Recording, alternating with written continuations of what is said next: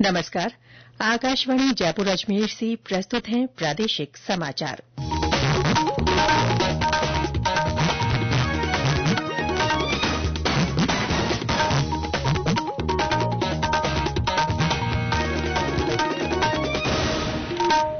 मुख्य समाचार। मुख्यमंत्री भजनलाल शर्मा ने कहा, किसान, महिला, मजदूर और युवाओं का सशक्तिकरण राज्य सरकार का विजन।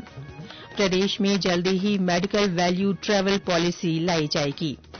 राज्य में 9 दिसंबर को होने वाली सफाई कर्मचारी भर्ती परीक्षा निरस्त। और भारत ने पुरुष जूनियर हॉकी एशिया कप जीता, पाकिस्तान को 5-3 से मात दी।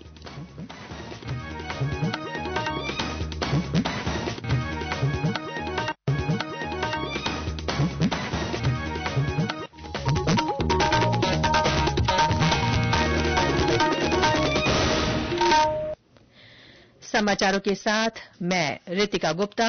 और अब समाचार विस्तार से। मुख्यमंत्री भजनलाल शर्मा ने कहा है कि किसान, महिला, मजदूर और युवाओं का सशक्तिकरण राज्य सरकार का विजन है। वर्तमान राज्य सरकार के कार्यकाल का 1 वर्ष पूरा होने के उपलक्ष्य में आयोजित होने वाले कार्यक्रमों की तैयारियों को लेकर मुख्यमंत्री ने कल उच्च स्तरीय बैठक की। उन्होंने सभी विभागों को आपसी समन्वय के साथ आयोजन की तैयारियां पूरी करने के निर्देश दिए। उन्होंने कहा कि 12 से 17 दिसंबर तक होने वाले इन कार्यक्रमों के माध्यम से सरकार पिछले 1 वर्ष में किए गए कामों का लेखा जोखा जनता के सामने रखेगी। मुख्यमंत्री ने बताया कि आयोजन के तहत रोजगार उत्सव भी होगा। इसके माध्यम से 1,05,000 युवाओं को लाभान्वित किया जाएगा। उन्होंने बताया कि राज्य सरकार की पहली वर्षगांठ पर 1 लाख लखपति दीदी का भी सम्मान किया जाएगा। साथ ही 10,000 स्वयं सहायता समूहों को 15,000 रूपये प्रति समूह रिवॉल्विंग फंड का हस्तांतरण, बालिकाओं को स्कूटी वितरण, महिला हेल्पलाइन ऐप का शुभारंभ, नमो ड्रोन दीदी का सम्मान और राज सखी पोर्टल का शुभारंभ सहित महिलाओं के लिए अन्य कार्यक्रम होंगे।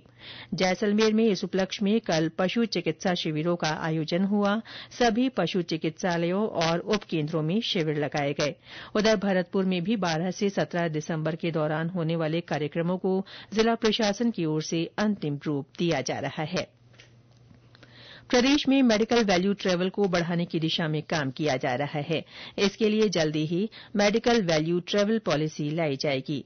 इसके प्रारूप को अंतिम रूप देने के लिए कल संबंधित हितधारकों के साथ विस्तृत चर्चा की गई। सवाई मानसिंह मेडिकल कॉलेज में इस बारे में हुई बैठक में चिकित्सा शिक्षा सचिव अम्बरीश कुमार ने कहा कि मेडिकल वैल्यू ट्रैवल एमवीटी से संबंधित योजनाओं को धरातल पर लाने के लिए जल्दी ही एमवीटी सेल बनाई जाएगी। साथ ही पोर्टल भी शुरू किया जाएगा। उन्होंने कहा कि समन्वित तरीके के साथ एलोपैथी और आयुष चिकित्सा तथा वेलनेस गतिविधियों को प्रोत्साहित किया जा रहा है। राइजिंग राजस्थान के माध्यम से प्रदेश में स्वास्थ्य के क्षेत्र में बड़े पैमाने पर निवेश होने जा रहा है। विधानसभा अध्यक्ष वासुदेव देवनानी ने कहा है कि राज्य विधानसभा का सदन अब गुलाबी दिखाई देगा। श्री देवनानी ने सदन में चल रहे कामों का कल मौका मुआयना किया। उन्होंने विधानसभा सदन और विधानसभा सचिवालय को डिजिटल करने के काम को 31 दिसंबर तक आवश्यक रूप से पूरा करने के लिए संबंधित अधिकारियों को निर्देश दिए। श्री देवनानी ने कहा कि विधानसभा का आने वाला सत्र पेपरलेस होगा। उन्होंने कहा कि नए सत्र में सदन नए रूप में दिखाई देगा। भारतीय अंतरिक्ष अनुसंधान संगठन इसरो ने सैटेलाइट में आई तकनीकी खराबी के कारण यूरोपीय अंतरिक्ष एजेंसी के प्रोबा 3 उपग्रहों के प्रक्षेपण के समय में बदलाव किया है। अब इसका प्रक्षेपण श्रीहरिकोटा के सतीश धवन अंतरिक्ष केंद्र से PSLV C-59 से आज शाम 4:12 पर किया जाएगा। इससे पहले इसका प्रक्षेपण कल शाम 4:08 पर होने वाला था। दुनिया में अपनी तरह की पहल प्रोबा 3 में 2 सैटेलाइट समाहित है। ये सूर्य के बाहरी वातावरण का अध्ययन करने के लिए 1 मिलीमीटर तक सटीक संरचना बनाए रखेंगे। इस मिशन का मुख्य उद्देश्य सटीक संरचना में उड़ान भरना और सूर्य के बाहरी वातावरण का अध्ययन करना है।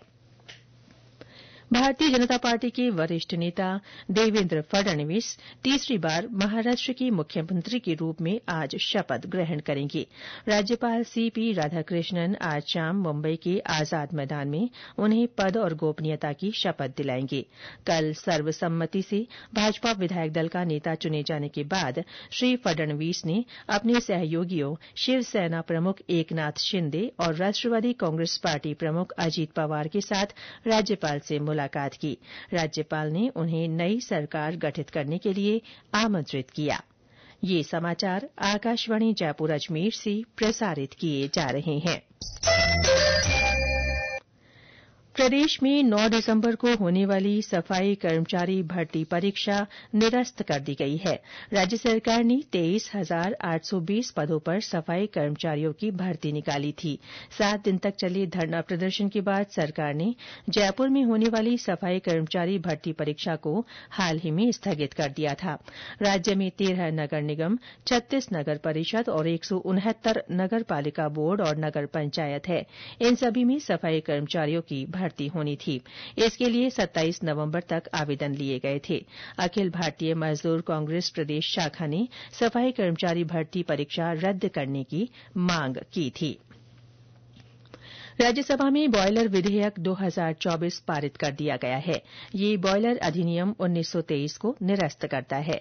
इस विधेयक में बॉयलर के अंदर काम करने वाले लोगों की सुरक्षा और बॉयलर की मरम्मत कुशल लोगों से करवाना सुनिश्चित करने के लिए विशिष्ट प्रावधान किए गए हैं। वाणिज्य और उद्योग मंत्री पीयूष गोयल ने कहा कि ये विधेयक देश में औद्योगिक सुरक्षा बढ़ाने का प्रयास करता है। हज यात्रा 2025 में चयनित यात्रियों के ट्रेनर्स के प्रशिक्षण के लिए ऑनलाइन आवेदन पत्र 13 दिसंबर तक आमंत्रित किए गए हैं। आवेदन पत्र हज कमेटी ऑफ इंडिया की वेबसाइट पर उपलब्ध है।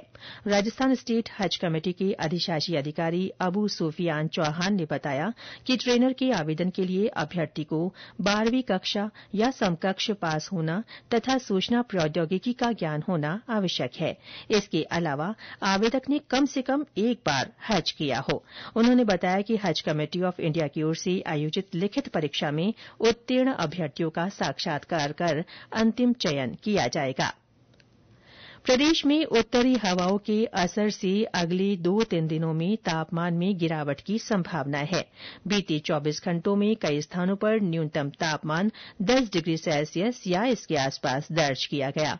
मौसम केंद्र जयपुर के निदेशक राधेश्याम शर्मा ने बताया कि दिसंबर के दूसरे सप्ताह से प्रदेश में सर्दी का असर तेज होने की संभावना है।